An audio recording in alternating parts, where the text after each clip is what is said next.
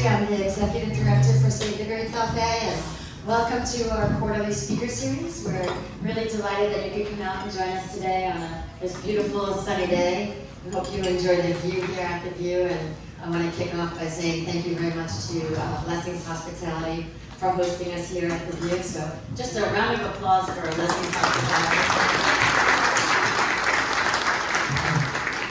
Who are you joining us today? Save the Great South Bay is an environmental nonprofit. Our mission is to protect water quality out in the Great South Bay. It's very dear to our hearts.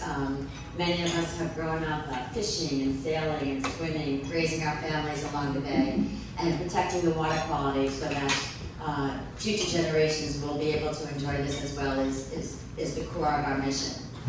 We work with 4 different programs here to protect water quality. First that you're going to hear a lot about today is our initial program. It's called the Creek Defender Program. We have 16 creek defenders located in towns between Massapequa and Mastic Beach. These are local volunteers who go out and rally their communities, work together with schools, the Rotaries, the civic associations to get out and get to know their local creeks and help clean up along them. Second, we have the Great South Bay Oyster Project. We planted over 1.4 million oysters back in the bay. One oyster is capable of filtering up to 50 gallons of water per day, and back in the heyday when we had a great shellfish population out the bay, the bay was filtered every couple of days, and now it takes more than several weeks for the bay to be filtered. So our third program is an education and advocacy program. We'll be issuing this October. I hope you can join us for our October speaker series. We'll be issuing a letter grade report card so that everyday people, myself included, I'm not a scientist, everyday people can understand the water quality out of the bay with a letter grade. So we're working with scientists up at UConn, Stony Brook School of Marine and Atmospheric Sciences, Delphi, Malloy, Hofstra, to come up with a grading scheme and take decades of water quality data that has been collected by some of our partners here in the audience today, Suffolk County Department of Health and the town of Hempstead, in order to create letter grades for everyday people. And then finally is our speaker series. Did I miss anything, Andy? Friendly yards. Oh, Bay Friendly Yards, of course. We encourage people to start in their own yards and start where they stand. People often ask us, how can I help? And our Bay Friendly Yards program provides guidance on how people can begin in their own yards by planting native plants that help reduce nitrogen, manage stormwater with bioswales or rain barrels, to keep stormwater on their property so it doesn't run off into the street and collect whatever is on the roads. But all of that water goes to the storm drains and ends up in the bay. So thank you, Andy. So I'd like to start off, I'd like to start off by putting on my glasses so I can read. And thanking our board of directors for all of their guidance. We have in the audience with us today Andy Rochelle, thank you Andy, James Bertsch, Wayne Horsley, and Bill Zeller. Thank you guys for joining us. I'd also like to thank the Creek Defenders. If you're a Creek Defender in the audience, would you please stand up? I know we have Walt Meschenberg.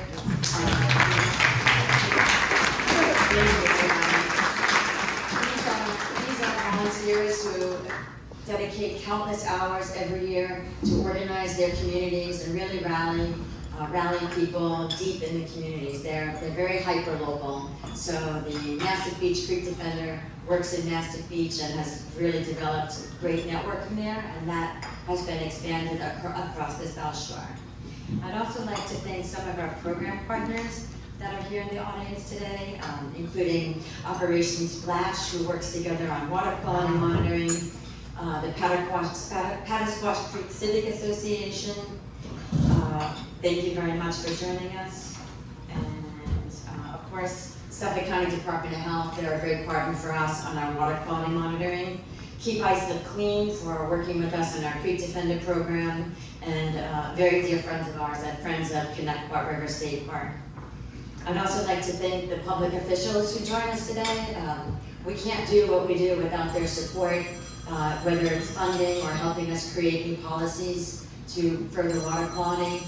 We have Senator Martinez's office in the House today, Legislator Jim Mazzarella. Thank you for joining us. And finally, I'd like to thank our state partners who are here with us today, the New York State Department of, the New York State DEC, the Islip Town Environmental County Commission, and our Town Islip partners. They work together with us on our oyster sanctuary that's in the Town Islip. And I think that's everybody.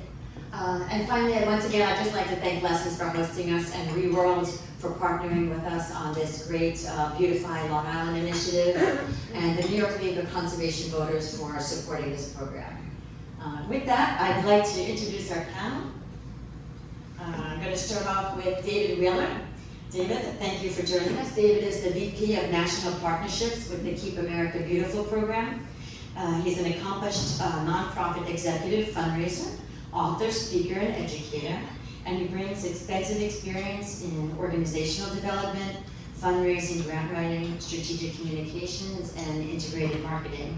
He has a proven track record of transformational nonprofit leadership and engaged public speaking, and he holds an MBA from New York University's Stern School of Business.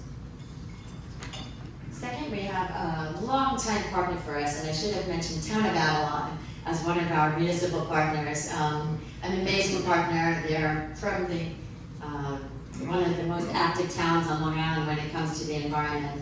And Rich is their chief environmental analyst. He's an environmental professional with 4 decades of experience protecting and restoring Long Island's natural resources. His expertise includes stormwater management, watershed planning, wetland restoration, environmental permitting, secret compliance, and municipal environmental policy. He's led major infrastructure, water quality, and storm recovery projects. I think we all remember Sandy. And has secured significant grant funding to develop innovative programs to reduce non-point source pollution and improve community resilience. So thanks for joining us today, Rich. Next up, a really great and more recent colleague of ours is Cynthia Seibold from the Balloon Mission. Cynthia is the founder of the organization and brings more than 20 years of business leadership experience in the commercial insurance industry. She applies her expertise in strategic planning, trend analysis, and problem solving to advance innovative solutions, including her organization, Balloon Mission, which you'll hear about more today, but I have to just say, it's an amazing effort to reduce balloon pollution across not only the island, but across the nation. And finally, last but not least, is James Bertsch, a very dear friend of the organization. James is not only the co-chair of our Creek Defender, but he's an active board member of Save the Great South Bay.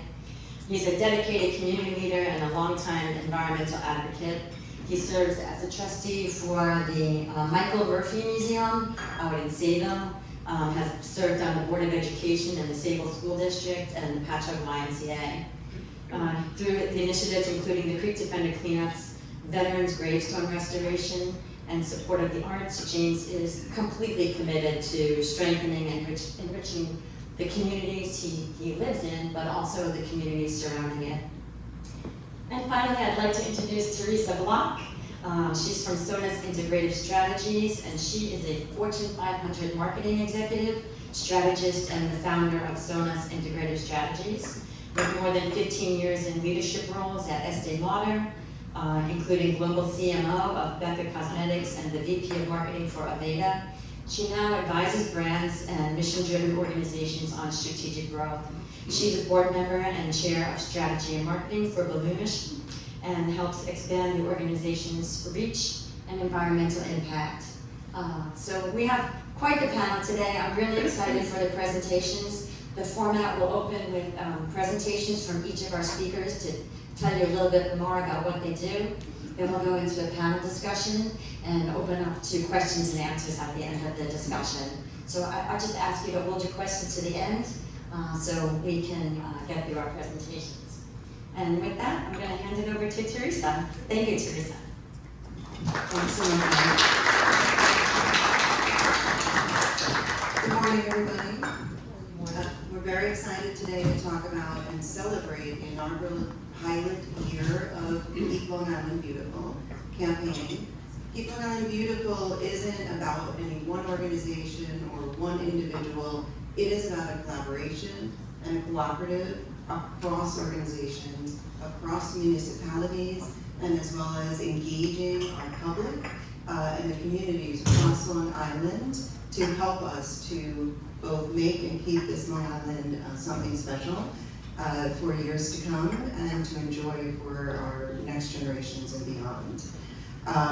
We are going to begin, as Robin mentioned, with an introduction to each member of our panel and the organizations that they are part of, and tell us about the great work they're going to do, that they do. The first is going to be our special guest, David Wheeler, who's our VP for National Partnerships at Keep America Beautiful, our inspiration. Thank you, Theresa. Appreciate that. And on the slides, would you like me to just? Yep. Okay, excellent. Okay, yeah, thank you. So hi everybody, David Wheeler, Vice President of National Partnerships with Keep America Beautiful.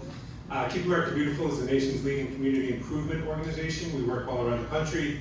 Some of you may remember, I know I do, growing up, seeing the ads against litter. There was the Crying Native American, there was Smokey the Bear, there was all these different ads you saw back in the 60s and 70s when we just had those 3 stations and it was so easy to reach everybody. We're in a little bit different landscape now in terms of messaging and getting the word out. But we continue at Keep America Beautiful to reach out all around the country on things like litter, recycling, composting, planting native plantings, pollinator plantings, etc.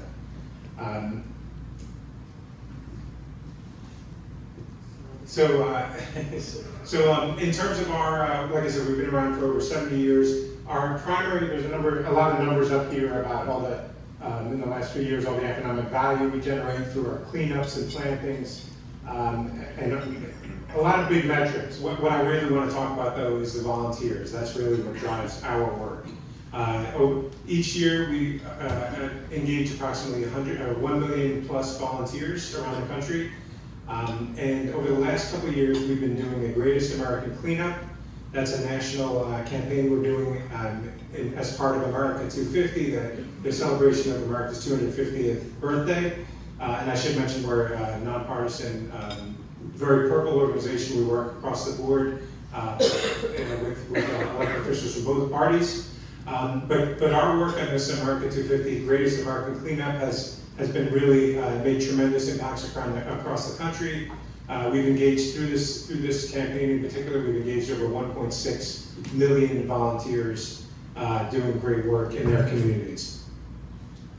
And why is that important? Well, the issue of litter, and I talk about litter, but there's also related issues, illegal dumping, kind of abandoned lots that could be improved through plantings and things like that. But the issue of litter really does impact every part of our lives, even though it's something that it's easy to miss if you're not looking for it. It's easy to miss, but it's out there, and once you do notice it, we always joke, many of us who work for Keep America Beautiful or within the network, we joke that once you start working here, you see litter everywhere. Your eyes are attuned to it, and unfortunately, you can't drive down any road without there. The good thing is this is an issue we can do quite a bit about. But some of the ways that it impacts us that you might not think about, obviously, it's an eyesore. And sorry about that. It's an eyesore, and certainly from that kind of perspective, it hurts us in terms of harming the beauty of our communities. But it also has impacts that go far beyond that. It impacts wildlife and the ecology. Litter gets caught in heavy rain events, which we have more and more of. Litter gets caught in our drainage areas and often causes flooding and exacerbates flooding, which can be dangerous and even deadly. Litter also harms property values and economically. We've had some of our affiliates, which I'll talk about in a moment. One of our affiliates based in a southern state had a big company ready to move into the city and create a bunch of jobs, and they found the area was so heavily littered and not cared for that they changed their decision and ended up moving to a different location. So it can have serious economic impacts in addition to the ecological, the quality of life, and the safety issues. And so primarily, in terms of addressing litter, in terms of beautifying our communities through plantings and making them more healthy and vibrant, we really depend on our local and state affiliates. That's really what drives it. So we're national, Keep America Beautiful, but our local affiliates drive the work. In Long Island, we have one affiliate, Madeline Sharrock. Madeline's been doing great work with Keep Islip Clean, which has been leading the way here in Long Island since 1989. And so they're really setting the stage here. Nationally, we do broad campaigns, we do heavy research, which I'll mention in a moment, and we help on messaging and education. But ultimately, it's the folks leading the way locally. So I mentioned Long Island, yeah, my mistake. So I mentioned on Long Island, we just have iSlip. We'd love to expand that. We'd love to, I'd be happy to speak to anyone interested in getting your community involved as a potential affiliate. We also do regional affiliates, so Keep Long Island Beautiful, which is such a great name for the campaign. We'd love to see that evolve into an affiliate. And what are the benefits of affiliation? You have access to data, to national campaigns. I'll give some examples coming up.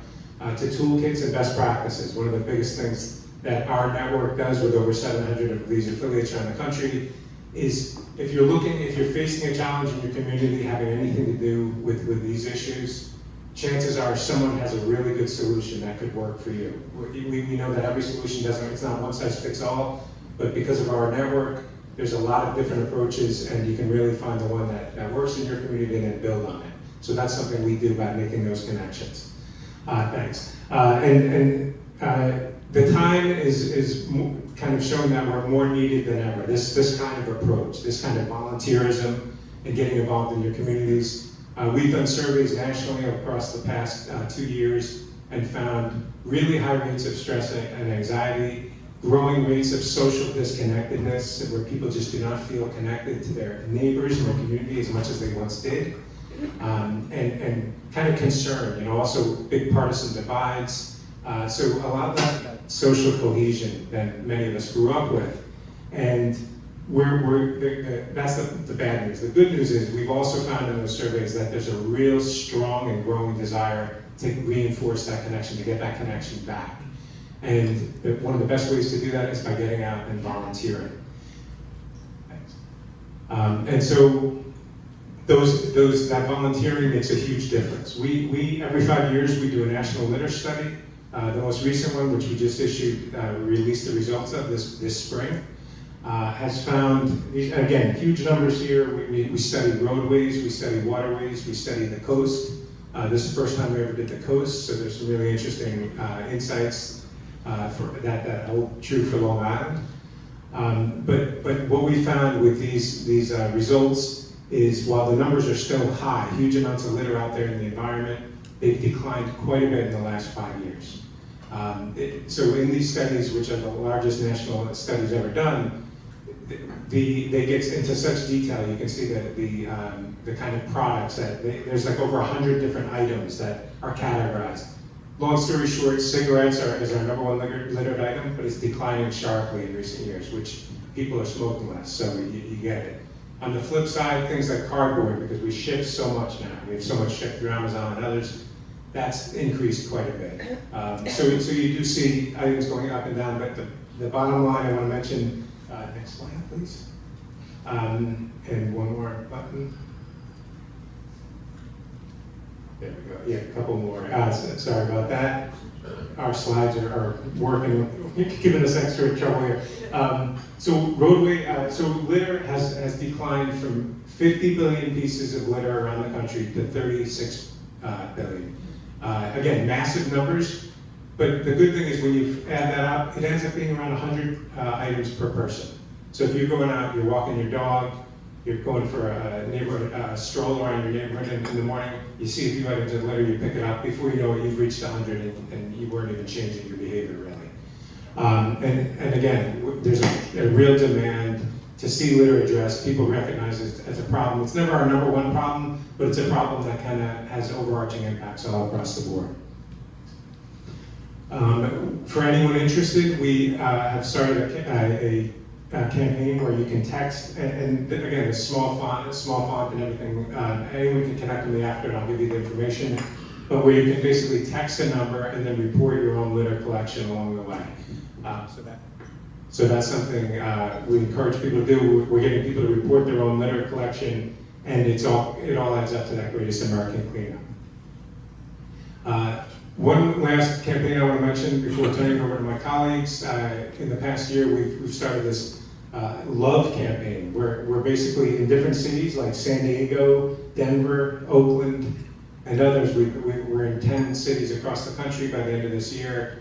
It's all about love and then the name of that place. And it's kind of branded in a very vibrant way, and it connects again to volunteerism. And we're getting a lot of kind of buy-in in this campaign. The reason being is because civic pride, what we're finding, civic pride is such a key driver here. It's not about shaming people to volunteer, to get involved, but about that sense of pride in the place you live, the place you work, the place you're from.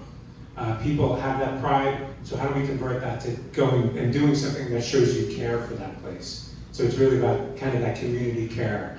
That may be the number one thing that we're seeing driving folks, that and the chance to connect again with their neighbors and fellow community members, driving increasing volunteerism. And we want to help making that keep happening here in Long Island through all these fantastic groups that are affiliates. So thank you all.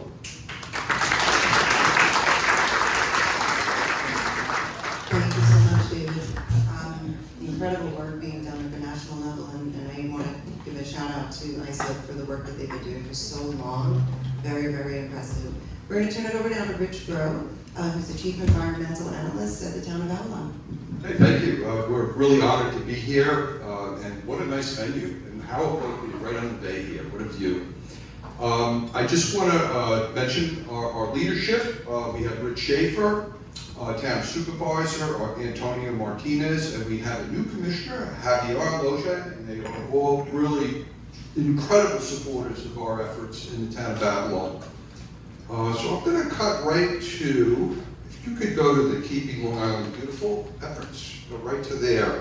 I'm going to cut right to the points here. And this is based on our experiences over the years with trying to protect our environment. And so a few important points. Nobody can do it on their own. The town of Avalon can't do it on its own. I don't think any organization can do it. You've got to work together.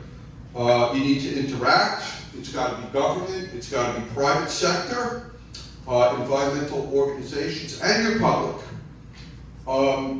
We're kind of focused on litter today, floatable, stuff like that. What is our biggest challenge that we're finding? I mean, we build sewers. We've been helping the county with their efforts with sanitary upgrades, that sort of thing. Human behavior. That's something that's really difficult to change. It has a lot to do with littering. How do we get the word out? How do we tackle this? Some of the things we've been doing, public outreach, signage, media, presentations, events, such as our Town of Avalon Earth Day. One thing that I personally think is really important is to target our youth. Our youth is our future. We engage them whenever possible. All kinds of efforts. I'm going to get into some of the things that we do with them. Another thing is be bold with what you're doing. Great South Bay, they approached us with a novel device a few years ago. I'm going to get into that in a minute. We said, hey, let's give it a shot. Let's go for it. So that's important too. Be bold. You also need support from your officials. You know, yeah, you can do stuff on your own, but you need your, whatever organization you're, your president of your organization, your town supervisor, you need that support. That's how you're really going to get things done. You go to the next one.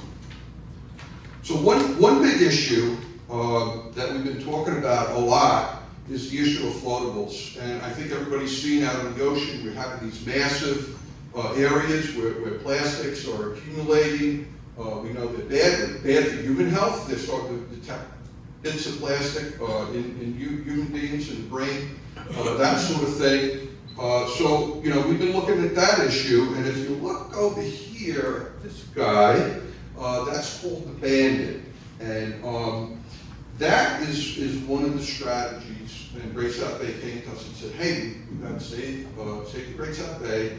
And what was it, David DePaul? Stormwater management approached us with a freebie. Okay, we want you to try out this device. Nobody's ever used it, as far as I know, in Suffolk County. We deployed it, and it's really been a success. We actually have 3 of them now on the Carls River, and they've been really doing a great job. We're going to get into more details of that as we go along. If you could go to the next slide. So, public outreach. This is some of the stuff we've been doing. We've been doing poster contests with the kids, 4th and 5th graders, that sort of thing, to get them engaged on what's happening out there. And they come up with some really good posters. I mean, this one you make what you want to see happen. And that's a great vision of what this young man wanted people to see instead of pollution, that sort of thing. Okay, we can go to the next one. So here's our success story, and this was the Bandit.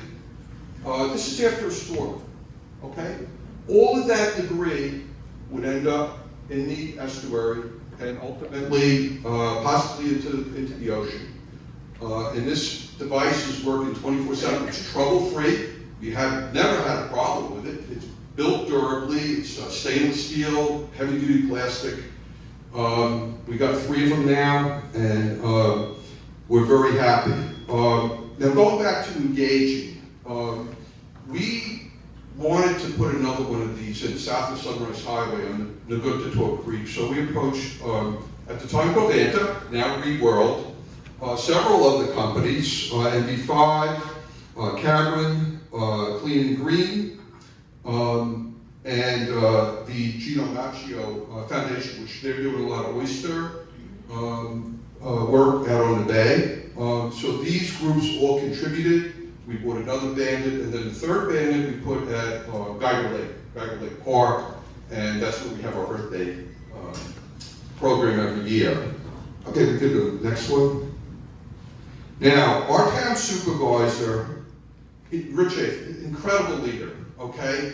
He was looking around the town, he said, you know, we got litter on the state roads, we got litter on county roads, we got litter on town, we gotta do something about this. We can't have this. So he set up a program, and this program goes 6 days a week.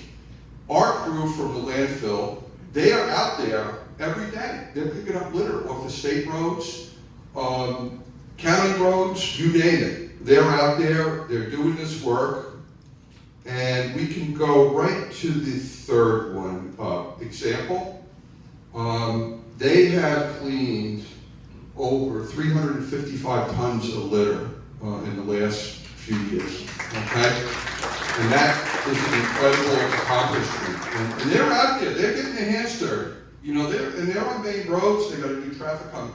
But just think about this litter. This litter contains plastic bottles, sometimes it's actually pesticide cans, all kinds of stuff making its way into our waterways. So this is a really, not just a land-based, you know, kind of mitigation measure, but also helps our waters. So now, I want to talk about, next slide please, example, our partnerships.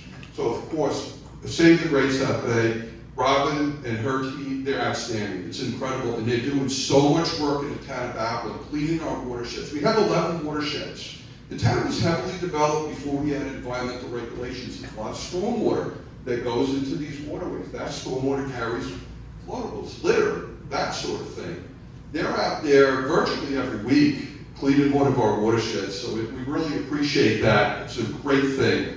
Another organization that's cleaning our bay, primarily our Bay Islands, Operation Splash.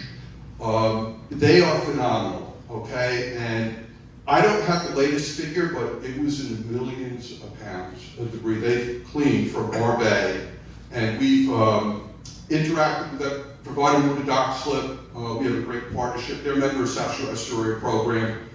So they're great partners. Reworld, incredible. This is the resource recovery plant. They've done a lot of programs. Most importantly, they fund a a scholarship program that we do every year for Town of Avalon Earth Day. And the projects these students do is just incredible. Cutting edge. They're looking at nitrogen. They're looking at plastics. I mean, it's almost like graduate level work they're doing. And it's helping them, and they're moving on. They're going to college, a lot of them. It's really good stuff. Winter Brothers, they clean our sumps. They are a solid waste management company. They also fund the poster contest. I showed you folks the posters a little while ago. They fund that every year. It's a great thing.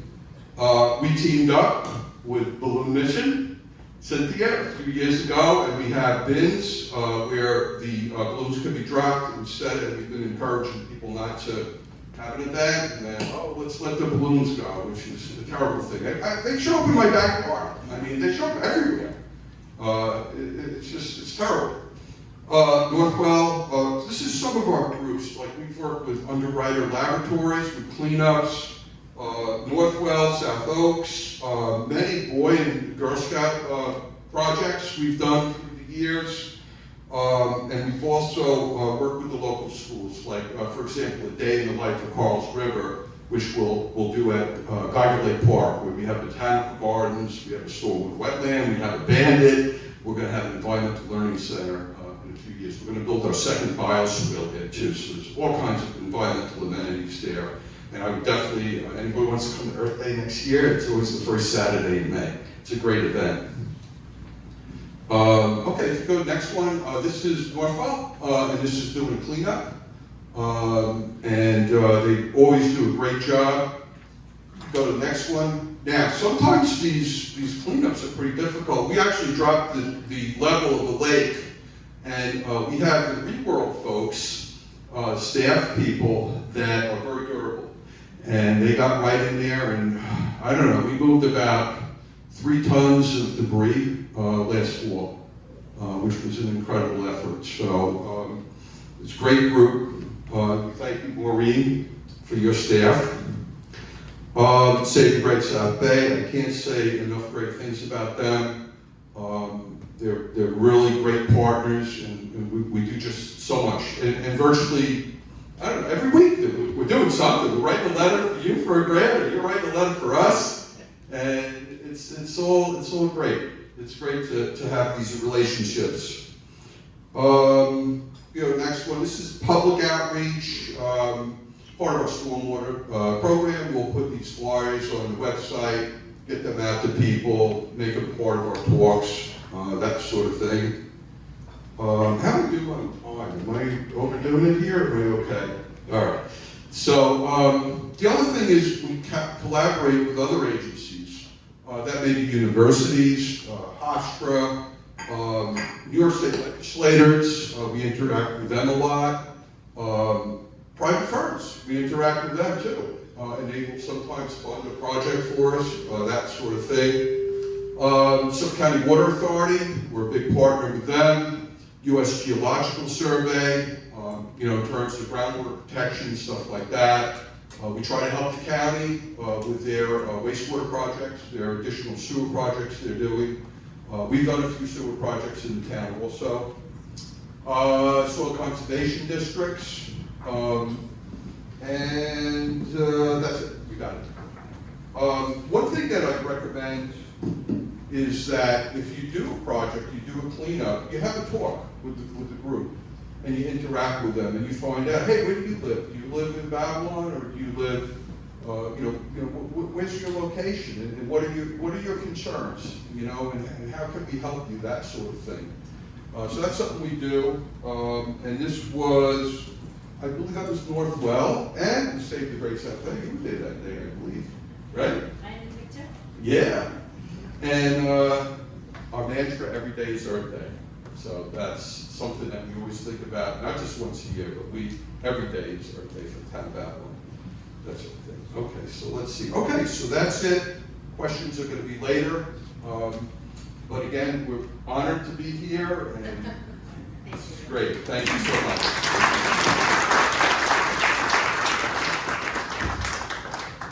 Amazing work, amazing.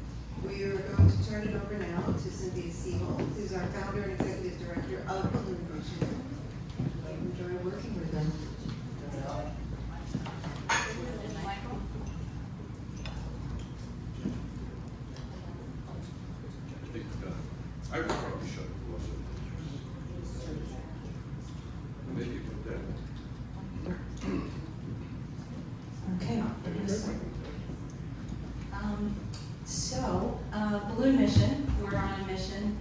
keep Long Island beautiful and keep balloon litter out of this beautiful water on Long Island.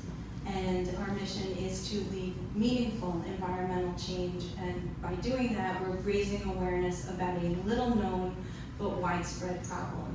Next slide. And we do that. We have 5 pillars for Balloon Mission, and one of them is education and outreach. Like Robin said earlier, I'm an ordinary person, just, saw a problem and decided to do something about it. I'm not a marine biologist, but our pillars are very, very strategic. It's raising awareness and educating. It's creating industry change with the balloon industry, and we're working with the balloon industry at a very high level. We also work on legislation and impact, creating, whether it's balloon laws. We have balloon laws here on Long Island. How many of you know that we have a no balloon release law here in Suffolk County? Nobody, right? And so that's why in 2019, with people like Save the Great South Bay and the town municipalities who worked really hard, Citizens Campaign for the Environment, Operation Splash, and many others, and were able to pass that law. Came along and was like, wait, I think we need some signage. And so we've been working, and we have like 60 signs up along the parks and beaches here in Nassau and Suffolk County. We also have innovative solutions, providing eco-friendly alternatives to balloon releases. Next slide, please. So how did we get here? How did we start a litter cleanup? During the pandemic, I was doing volunteer work, much like a lot of you here doing volunteer work. I was working with the Atlantic Marine Conservation Society, finding tons of balloons on the beach. And I'm like, what is going on with these balloons? Is this a thing? So off to Google I go, and I found it was a thing not just here, but around the world. And I found organizations like Balloons Blow. I found, PreventBalloonLitter.org. PreventBalloonLitter.org is based out of Virginia. They're part of the Mid-Atlantic Regional Council on the Ocean, but we're going to talk a little bit more about that in a minute. I also came across this article in March of 2022, so this was percolating for a few years, because I'm a very logical and practical person, and I am not going to be that loony balloony lady chasing balloons and creating a program. I needed to figure this out, but then this New York Times article came out talking about how balloons have surged in popularity, how they have innovated with the big balloon arches and the columns and thousands of beautiful monochromatic, gorgeous color palettes that you can use at weddings instead of flowers for a more economical alternative with no oversight or accountability for the future waste it was creating. And that just was like, didn't sit well with me. Next slide. So the other thing that happened around that same time was there was a balloon litter survey happening 15 minutes from my house, and I'm like, you've got to be kidding me.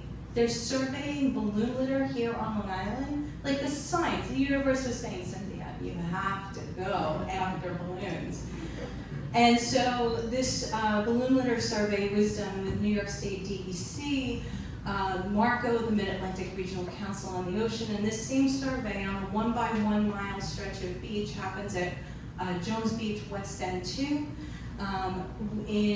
We've had 14 surveys done since 2018 and have recovered 2,363 balloons. That's a lot of balloons. And to have that kind of data proves a problem, and this is the Marco portal map.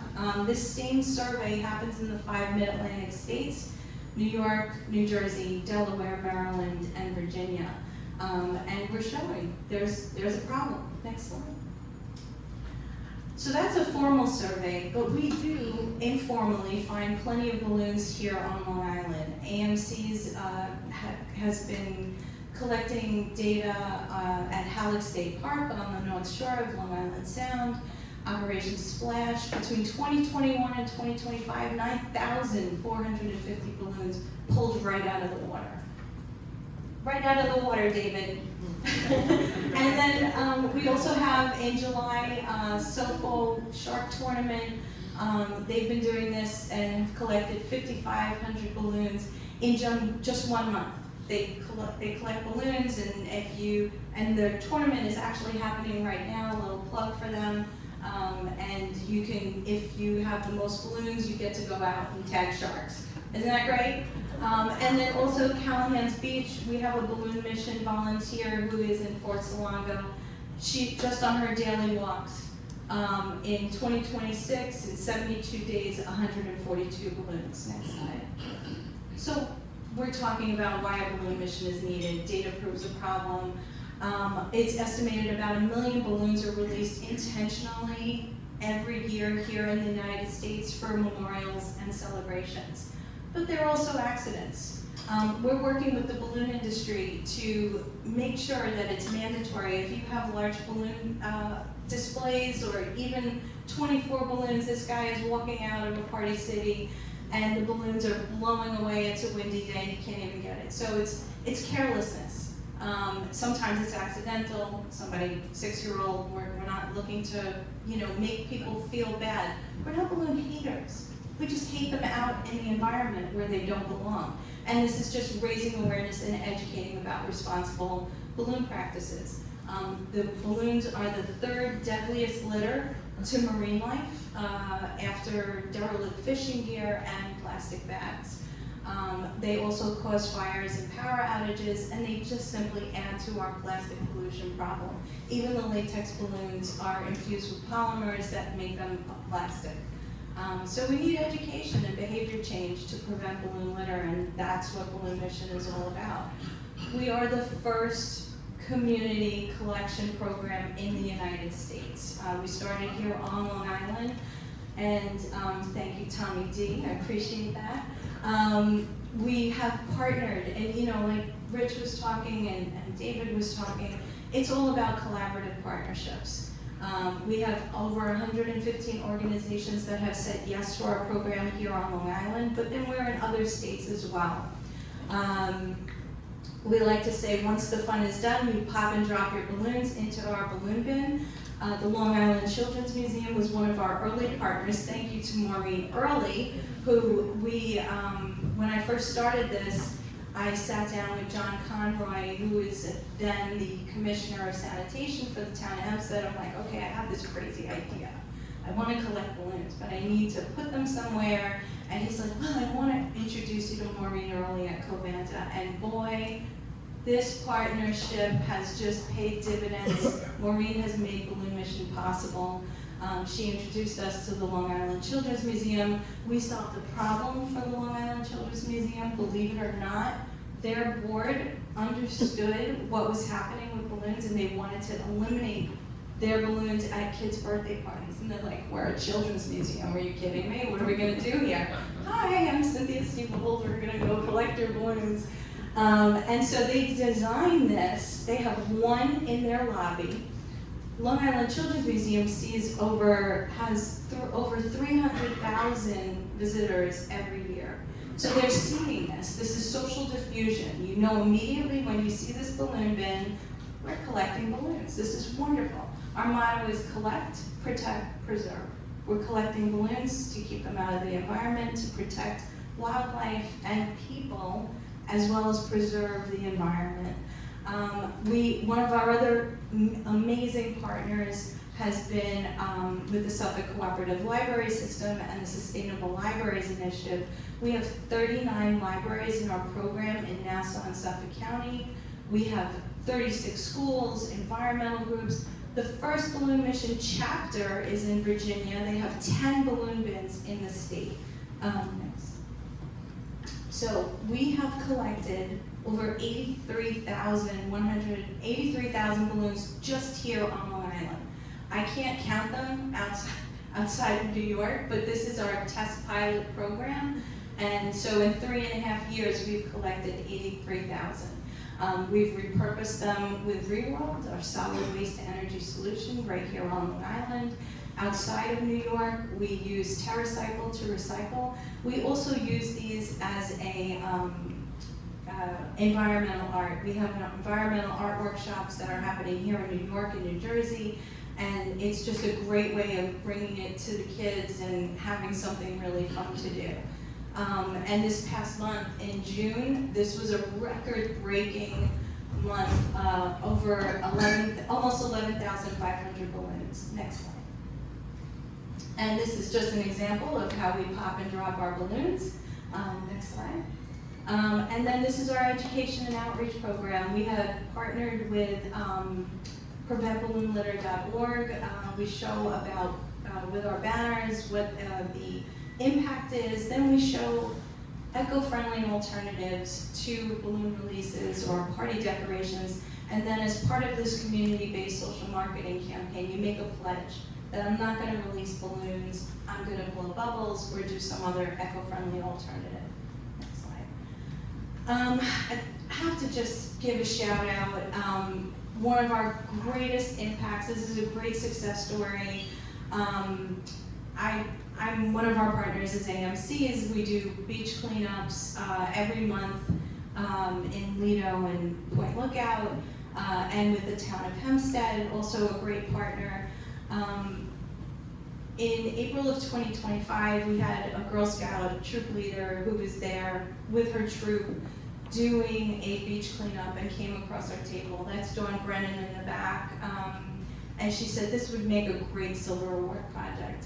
And I cannot begin to tell you, and we've worked with other Girl Scout troops, we've gotten signs up in Southold, but this was just, blew me away on just how regular people who care about and are looking for sustainable solutions, these are stories of hope and bringing people together in unity. And so the Girl Scout Silver Award Project was about raising awareness in the community, and they were in Levittown. They did messaging. They created a sticker program to get the message out. They did social media promotions. They conducted presentations and workshops. And 6 weeks, just 6 weeks, they collected over 1,400 balloons. They messaged to over 4,000 people. They got 8 balloon bins within the community, got the support of the town of Hempstead. Town of Hempstead was building, so thank you to Supervisor Ferretti for supporting Troop 3735, to Dawn, and all the work that her troop did. Again, 8 bins, 2 middle schools, the Levittown Public Library, Levittown Town Hall, 2 churches, her home, put them on my porch, here's a box on my porch, come drop them off, and 1 balloon store. So and then the girls were recognized with citations. Thanks. And then I want to just say, this is Balloon Mission, our drop-off every world. This is what makes it all happen. I want to thank you, Maureen and Rich Groh, for the long-standing support and sponsorship of this program, and for all the volunteers who help make Balloon Mission possible. I really thank you.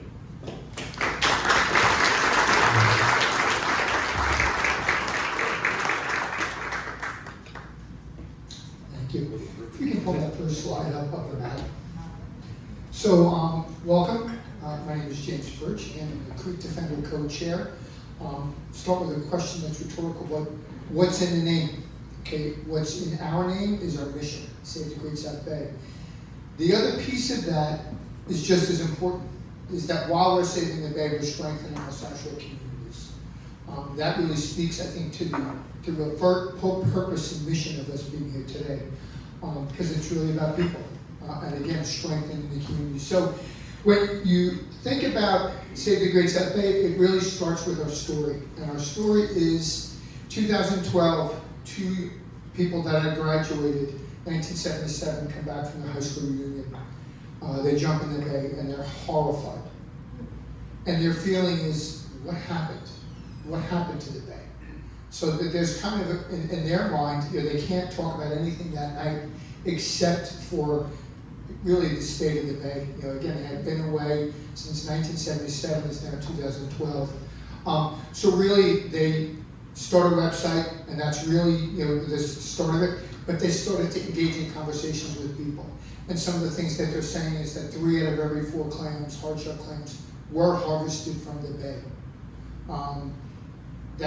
That number has dropped precipitously. But then they're also talking about, in 1976, we harvested 700,000 bushels of clams, the equivalent of $250 million. How can we accept this? And that really is, again, that's the spark. But we really don't grow our legs until Todd and Robin got involved. And it really starts with the Creek Defender model. So when you look at this map, and I'm gonna walk up here for a second. Okay, I'm from Seibold. Okay, so when you look at where Seibold is, I am responsible as the Creek Defender for these 2 creeks. That's Browns Creek, this is Sanssouci, and that is Greens Creek. Those are my responsibility as the Creek Defender. And one of the things that we started talking about as an organizing principle is that we give people the microphone. That is what I think works for people, because they care about their creeks. I care about my 3 creeks. Those are my responsibility, and removing debris from them is the start of it. But by sharing the microphone with people, you're empowering them. They are in charge of their cleanups in their community. So we start out with an idea, we're horrified, but I think really what kind of changed things for us, where we really start to gain traction, is when we took action. And the way we do that is through our Creek Defender model. So in 2017, we do a cleanup in Babylon. And then in 2018, we do a cleanup in Seibold. But again, what we're doing is, and I think it's important to lay this out, because again, it fits with the theme today, is that we are defending our creeks, which is really us taking care of the bay. Because if you see all along those creeks, each one of them, that is what is bringing the debris into the waterways. So the expression we talk about is the land is, the bay, the land is sick, the bay is a symptom.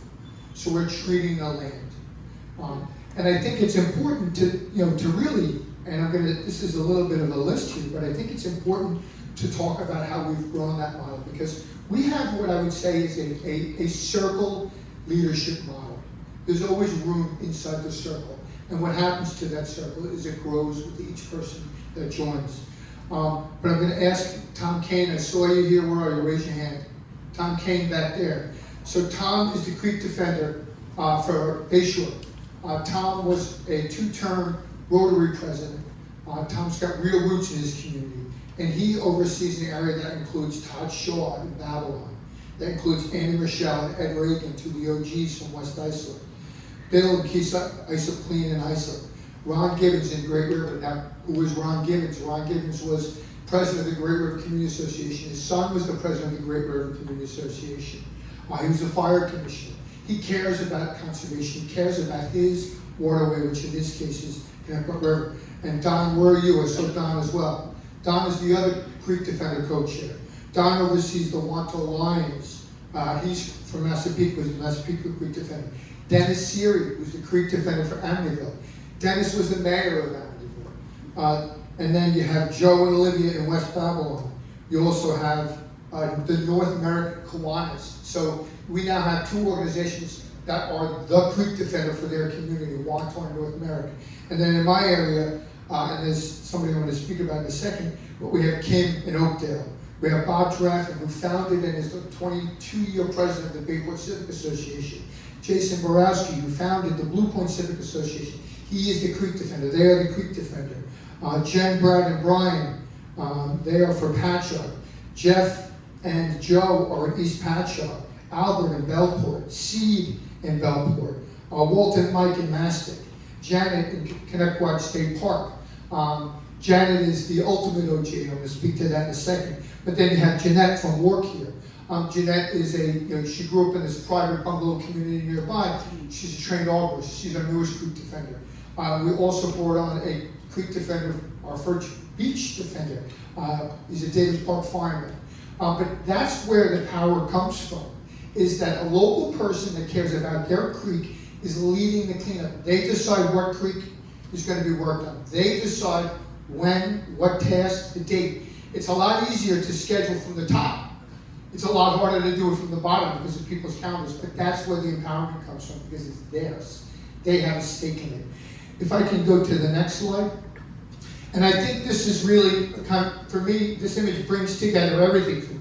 Because you see Janet, again, is Connecticut State Park on the left, she's Oakdale. You see Tom and Bayshore, Dave and Lyndhurst, Westside, Ed and Andy. You can see me up there in Seibold, and that's Todd.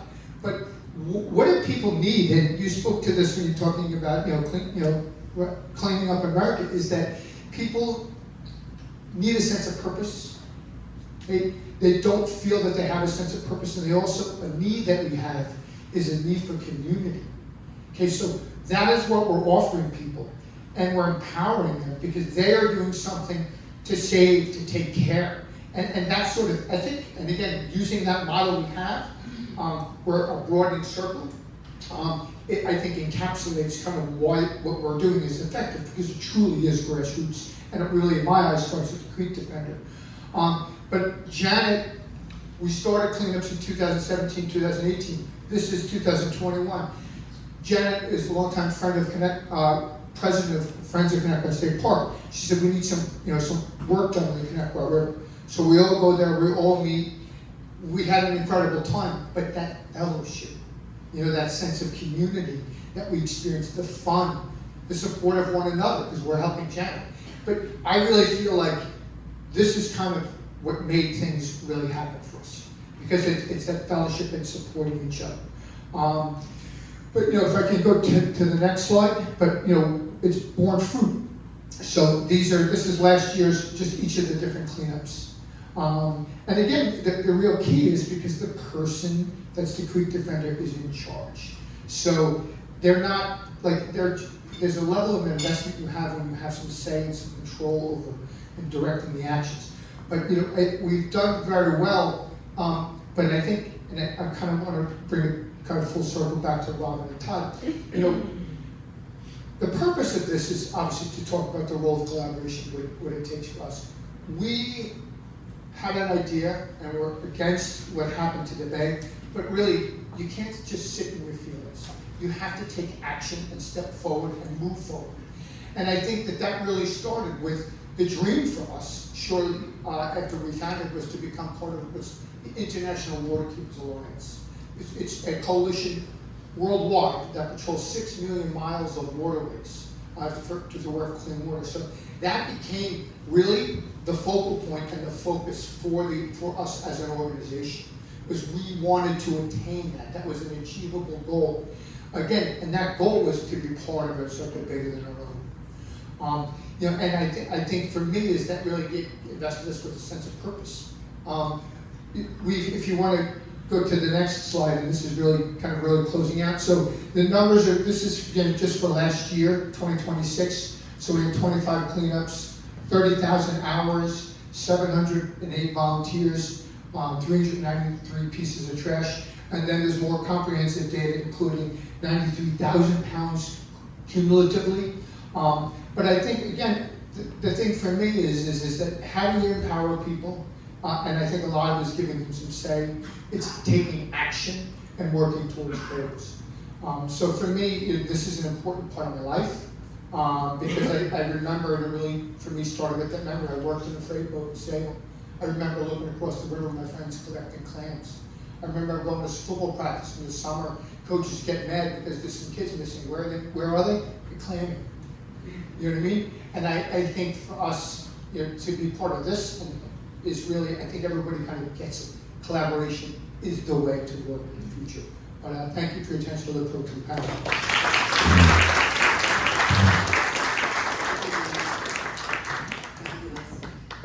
So first of all, huge thank you, that alone, hearing about all the incredible work that's happening in these organizations and impacting the world around us is so impressive.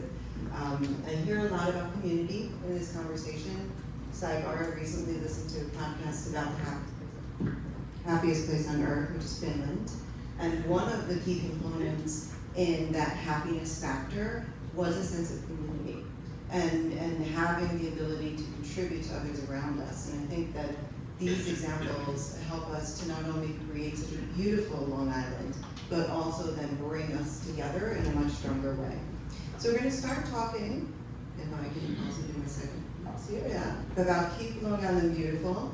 and the campaign that has kicked off this year. To start and really frame the discussion around this, I'm going to invite Cindy to come back up to share a bit more about what it is, give a little bit more explanation as to what we're doing here, and also how it works and the inspiration behind it, as well as a Keep America Beautiful. Thank you, Theresa. So, 2 years ago, I was on a panel in New Jersey with David, Keep America Beautiful. We were, it was a New Jersey Sustainability Conference. And you heard him talk. Like, you come away from that, you go, oh my gosh, I'm so inspired. Like, I left that sustainability conference going, we need to bring this to Long Island. We need to do a Keep America Beautiful or a Keep Long Island Beautiful. I didn't know what it was. And of course, who did I go to? I go to Maureen Early. I'm like, Maureen, all right, let's go to lunch. We gotta talk about this. And the two of us started brainstorming, and the ideation started, and we were talking about it for a while. And then, you know, she's busy with ReWorld, I'm busy with Balloon Mission, I'm chasing balloons out all over the world, and we go again to the New Jersey Sustainability Conference. I see David. David, how are you? I'm like, oh my God, I gotta do this here on Long Island. And come back, I talk to Maureen. I'm like, Maureen, we gotta do this. She's like, yes, we do. And then Robin was working on a grant, and she called me up, and she's like, hey, you wanna work on a grant together? I'm like, of course. And I said to Robin, I said, you know, we're working on this Keep Long Island Beautiful campaign. She's like, I love this. We should do this. So we started talking about it. Next slide. And we said, well, what do we want to do? What does this want to look like? And Maureen and I had already been talking, and we said, well, first of all, as everybody here in the room knows, right? The problem is not here in the room. It's outside, right? We're all doing the work. We're all stepping up. We're all volunteering. It's how do we get more eyes on what is happening, whether it's Save the Great South Bay, Operation Splash, we have so many organizations here on Long Island. We want to raise awareness about the good work that's happening here, and we want to get more volunteers coming and doing this and stepping up. And as David talked earlier, you know, there were programs 20, 30 years ago, and we've kind of lost our way. And another thing that really spoke to me that David says so beautifully is, you know, he's purple. You know, the litter, it's not red, it's not blue, it's litter. And what if we can educate our children and the scouts and get more people involved and doing creek defender work? What if we work with children and we say, hey, we can do a 2-minute litter cleanup right in front of when we go walk the dog, or we go do something at the park or the beach, and just start raising awareness. So education and raising awareness was a big part of it. Also, inspiring individual stewardship, right? Do it yourself cleanups with that 2-minute cleanup. And how do we make it fun? And how do we, like I said, attract more volunteers to the work that's coming and here? And how do we unify Long Island together and in support of the Keep America Beautiful campaign? Like, I was all in. I'm like, all right, this is what we need to do.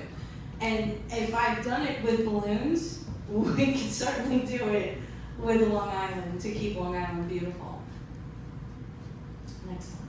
Okay. And so what did we come up with? Oh, a little show and tell. Hold on. Let me get my kit. So we launched our program with the Long Island Children's Museum. So I, thinking, who are my partners as Balloon Mission? Who are my partners? I have the libraries. Can we get this into libraries? Can we create a volunteer cleanup kit?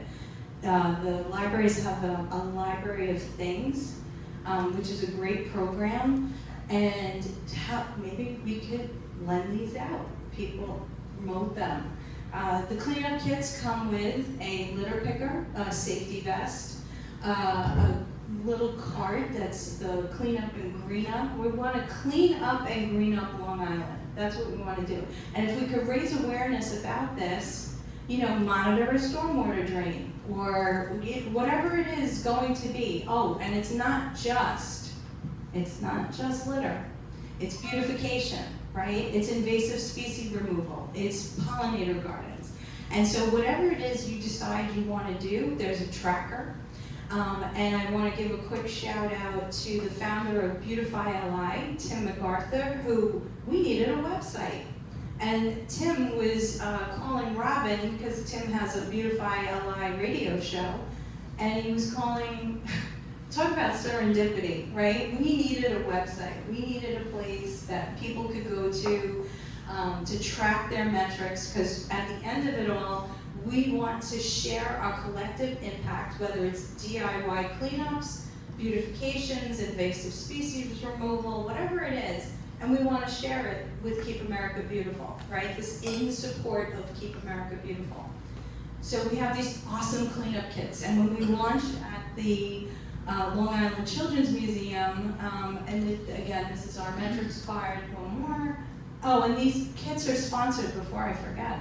This is really important. These kits are sponsored by ReWorld, Save the Great South Bay, the Long Island South Shore Waterkeeper, and Balloon Mission. But just because this is who is sponsoring it right now, we're inviting everybody. We want the municipalities to join us. We want the other organizations and the NGOs, we want everybody. We're inviting everybody to be part of this Keep Long Island Beautiful. And then, so Tim has a radio show, Beautify LI, and called up Robin to do an interview, and hey, we need a website. I have a website. And I'm like, oh, this is great, we have a website. So Tim has generously shared his Beautify LI website as a host for the Keep Long Island Beautiful campaign. Next slide. And this is all about measuring our impact. And then so we launched at the Long Island Children's Museum on July 1st. The program is, it's a pilot program. We're still working out quite a few things. Long Island Children's Museum also has a saltwater stories exhibit. They're all about connecting to the land. This is a new permanent exhibit at the Long Island Children's Museum. We need the sea and the sea needs me. They were having a big birthday party for America's 250th, so this coincided beautifully. And they also now have 10 bags that they're using in their kindergarten, Together to Kindergarten program. They also have an outdoor garden, and so the kids are gonna go with their little litter pickers. Next one, please. They have, we did this litter picker program at the museum, and they had a big blow-up pool, and we put in some litter and some balloons, and they just put it all in the buckets, and it was a great. We were the most popular exhibit in the museum that day. They just loved us. And so the other part, I don't know if you guys can see this, on the website we have all the upcoming events. So if you want to go out on the bay with Operation Splash, we want to raise awareness, and we drive volunteers to Save the Great South Bay, to Operation Splash. And you can pick and choose what you want. So you go up and we have our calendar, or if they don't have, like for Operation Splash, they don't necessarily, they're going out weekly and daily across the South Shore, and you can we have a link to their website so you can see how you can get involved.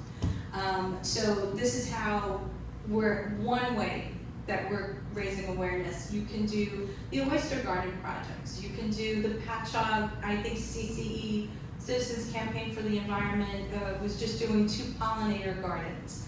And then again, let us know your hours, let us know what you did, and this is all for collective impact. Next one.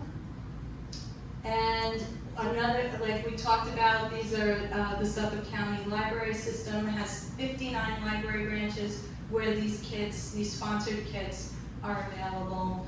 And again, it's promoting and raising awareness of the environmental stewardship, giving people a sense of purpose, connection to the land. Everything that everybody has been talking about is driving towards this Keep Long Island Beautiful initiative. Next slide. And that's it. So thank you. Thank you so much. So we're going to talk a little bit more with the panels. It's going to be more informal discussion, no more slides on this front. As Cindy mentioned, there's partnerships across many organizations and municipalities to get engaged and involved. That is where the big bulk of the impact for Keep Long Island Beautiful will come. It's the organizations and getting more volunteers with those eyes on our calendar to get them to the various different groups and organizations that are running these programs each day. And that's our goal. And then supplemented by that, we'll have our volunteer efforts. So talking to the organizations and the group up front here, I'd love to know how you would define Beautify Long Island, what your vision is for that for your organization, why you're getting involved. And I'll just open it up.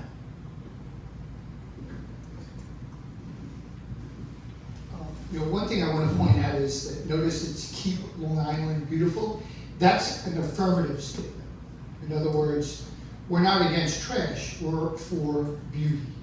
And it's an important distinction to kind of illustrate, like one of our creek defenders started as civic, they were going to develop condos on the grass airfield. They weren't against development, they wanted to preserve that, and they did it, they saved it. But I think for me, it's exactly what we're doing. Keep Long Island Beautiful. We are making creeks beautiful again. We're restoring them. I think one of the things where I kind of felt like we were vibrating on the same channel, we had someone from Bezos' Climate Fund do a little professional development of our board, and they asked us, what's your image of a beautiful bay 30, 40 years from now? And Todd, the board president, Amy Michelle, who's our social waterkeeper, myself, we all said the same thing. People outside recreating, sun, boats, surfboards, together in communal spaces. Again, in terms of meeting that spiritual need, the environment makes us feel good. But again, I think recreating together, but that affirmative, keep beautiful. So to me, the best organizations I've worked with, just because they're just so exciting. Rotarians, there's a civility to them, Kiwanis, but Scouts.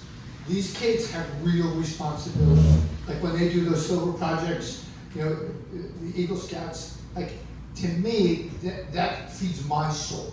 So we see these kids and they're all gung-ho. But keep beautiful, to me, means being outside and continuing to try, continuing to put yourself out there. Thank you. Okay. I think another part of this is also the issue with nitrogen in terms of our groundwater resources. Ultimately, that does affect the bay. We've been blessed in Babylon because the county has done quite a few additional areas that have been sewered.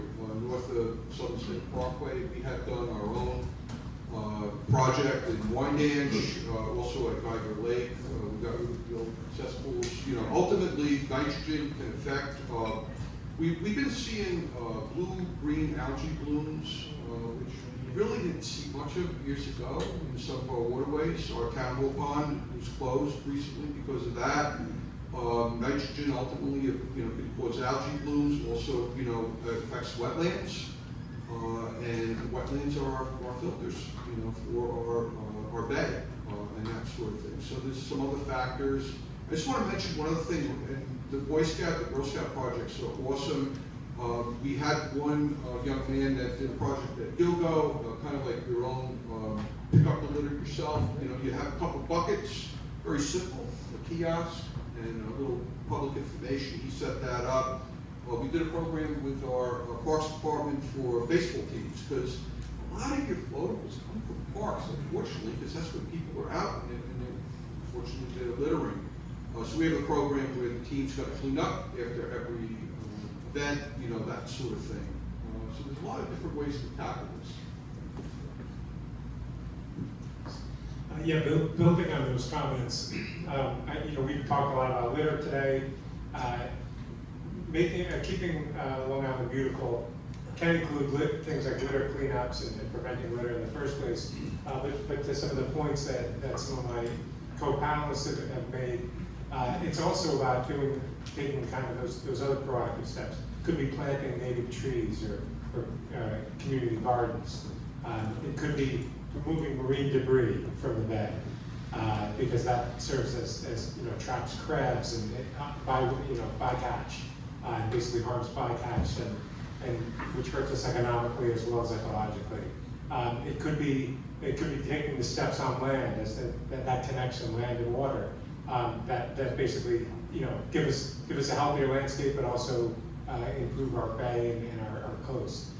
These are the kind of steps, those kind of hands-on activities that go so far, and again, it's a way of caring for your community, it's a way of being a part of that process.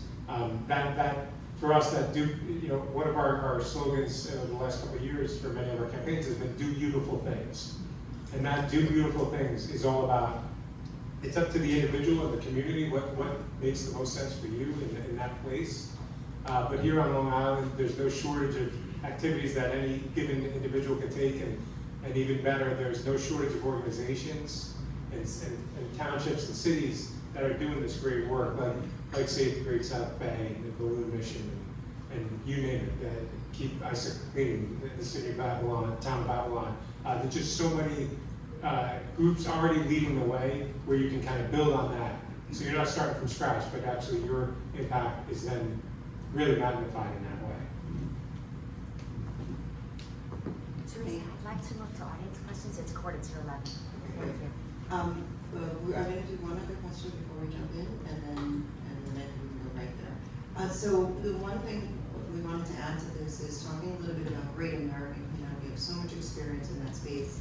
I would love to know any particular lessons learned or guidance that you would give us as we're forming something that's a collaborative. I think it's a little unique compared to maybe an individual group doing this on their own. We're trying to build something together for many different reasons. Anything from Great American Cleanup that you think would be extremely valuable for us to hear, both as individual organizations as this collaborative as well?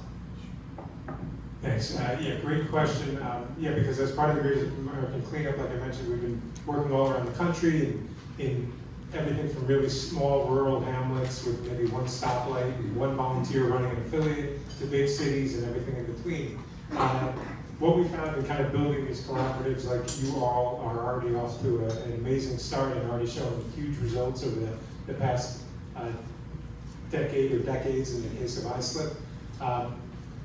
I would say one thing you're already doing, and I encourage you to continue doing, is that you're finding you're connecting with local partners, local people who are already working on the creeks, already feel that passion and that connection, with schools, with libraries. You're working with groups that kind of already either have that engagement or have that connection to the local environment. So you don't need to spend a ton of time explaining why we don't want litter. Instead, we can focus on, well, what are some of the solutions? One of the best things about all the things we're talking about today is in 2026, there's no shortage of problems in the world or in the country that we feel kind of helpless about. There's not a lot I as an individual can do in many of those big problems. But in problems like litter and things like improving our landscape, improving our waterways and our coast, those are things each of us can actually make a huge difference. And so I think that in terms of making those connections, building that coalition, find those partners and continue to find those partners, I should say, because you're already doing it in so many ways. But continue to find those partners that bring in maybe new angles, new ways of thinking about it. Again, maybe some people connect because they care about wildlife and nature. Others connect because they really love the beach, they really love the bay. Others connect, maybe they don't feel any of that, but they know economically we want a vibrant bay. It's a huge tourism epicenter for Long Island. We want to make sure that it's thriving. So whatever their reason, each individual, each organization can often bring different perspectives, different skills. So I encourage you to kind of keep building the coalition that way. Great, thank you. Before I share more information about how organizations can get involved and everything on that front, front. I'd love to open the floor to questions.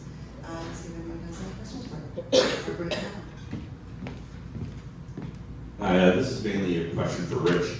You may recall, the meeting that we had, you and me and Rich Schaefer and a number of the Babylon officials, and we discussed how Lee Koppelman, when he was running Nassau Suffolk Regional Planning Board, had said 90% of all coliform bacterial loadings into the bay are directed from stormwater runoff. I was in a meeting with John Cameron, who was the current Nassau Suffolk Regional Planning Board Director, and he had asked me, well, what do you think the lowest hanging fruit for the towns and the areas on Long Island would be?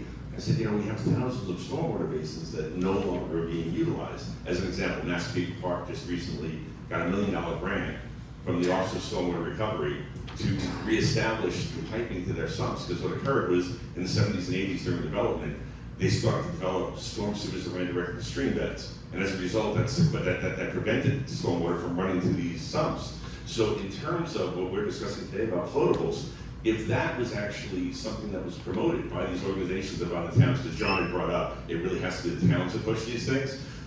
If that was actually established, the goal could ultimately be, hey, you know what? You wouldn't even need a creek defender program. You could have a recharge basin cleanup program, sponsored by the idea of Save Our Subs.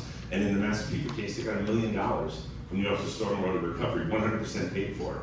So if this is the type of thing, we're worried about jobs for young people on Long Island, we're worried about preventing floatables, the better approach, like you've already demonstrated, there's a lot of floatables going into Falls River. If we were sequestering that on land first, you wouldn't even need to worry about having a creek defender program because you'd be preventing the floatables from arriving there in the first place. Would you agree? My voice is pretty loud.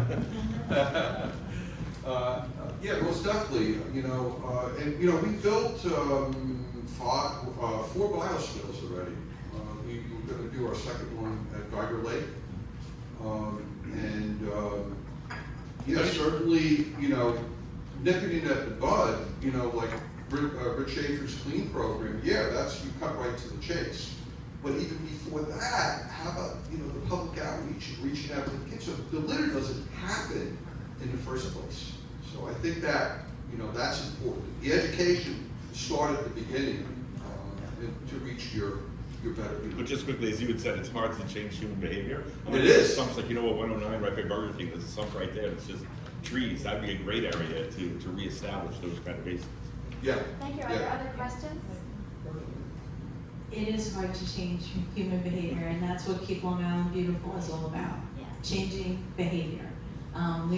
We're developing a community-based social marketing campaign to do that, and getting into the schools, working with scouts, working with civic organizations. It's getting to the people, and we have a whole program that is going to be lined out for next year to do that.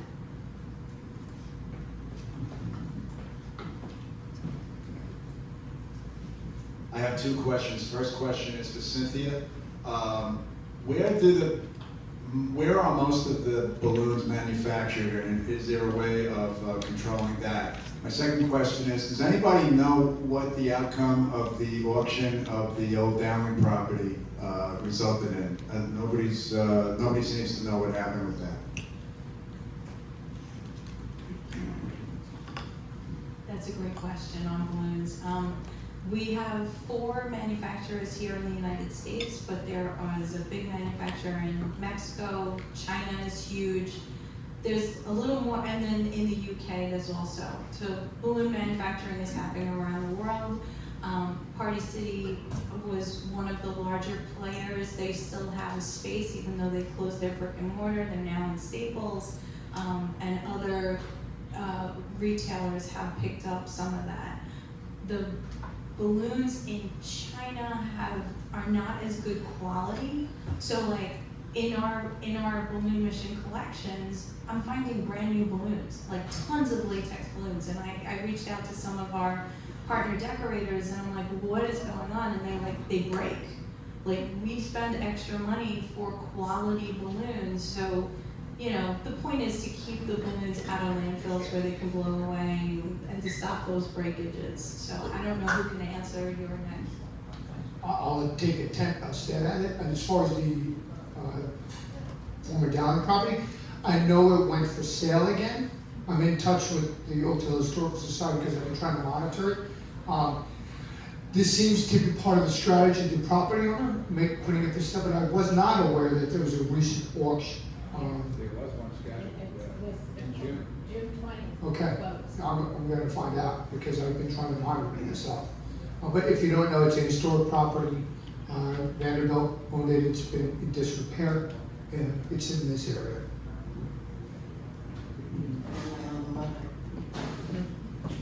Tom, you can just stand up and project your voice. Balloons. So balloons, a lot of things fly into our, go into our waterways, plastic bottles, you know about. Balloons are another thing that go into the water. Is it the string of the balloon that's more dangerous or a problem than the balloon itself? It's all bad. So, the strings, so you have your plastic strings, right?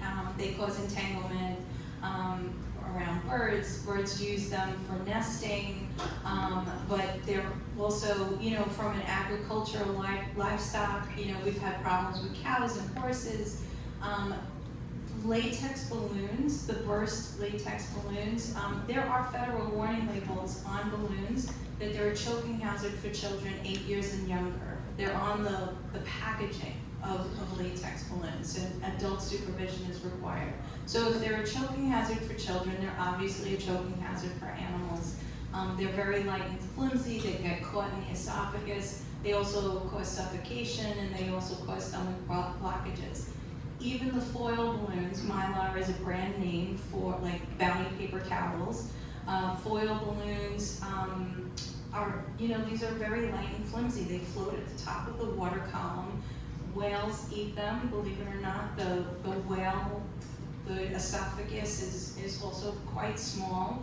And we've had reports when they do a necropsy, you'll see, in addition to plastics, the balloons are what is causing some blockages. So it's all bad.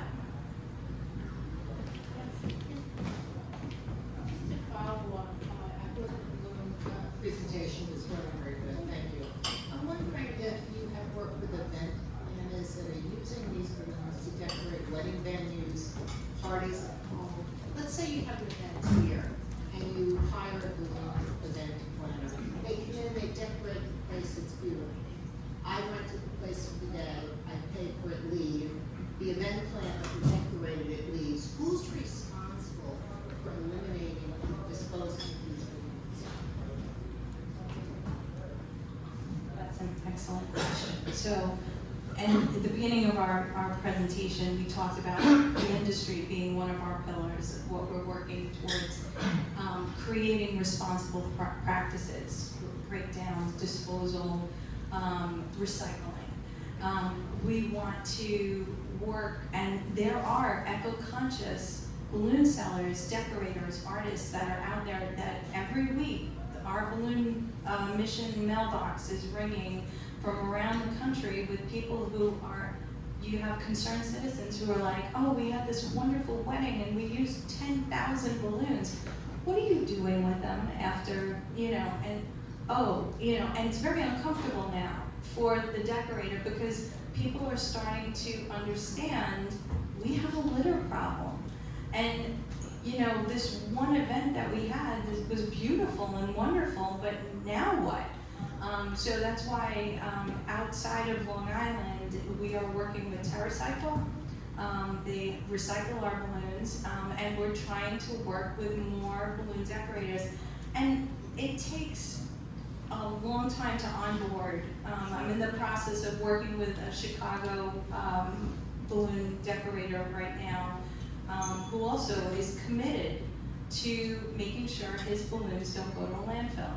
And I applaud these new decorators that are up and coming who are putting people, planet, and purpose into their business models because it costs money to do this. And so, it's happening slowly, but it's happening. Thank you. Teresa, I have to wrap up. The last piece of it is just to share how we can go forward. So from here, how to join. So for organizations that are interested in joining, have not joined the collaborative, not joined the collaborative as of yet. It is you. So if you haven't joined and you're interested in being part of the organization, as we said, that most of the efforts are going to be coming through volunteer increase, hopefully, into different efforts that are happening across Long Island. And our goal is to get more people involved across the organization, across the communities, and also then to bring all of those results together to show the power of Long Island together and show how strong we are together. We are more than any one individual thing. In order to do that, please reach out, talk to anyone up here in front, as well as you can contact our email address, which you can take a screenshot of, and we can make sure that you guys get the information afterwards. Thank you, Theresa. I want to say thank you to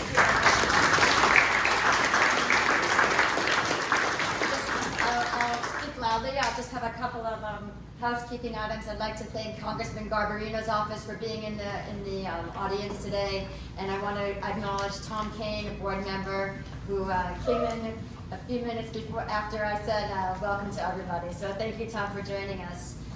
Again, thank you to our panelists for joining us today and providing all this information about how we can together help keep Long Island beautiful. Thank you to our staff and volunteers who helped make the event possible today, and again to Lessings, Reworld, and New York League of Conservation.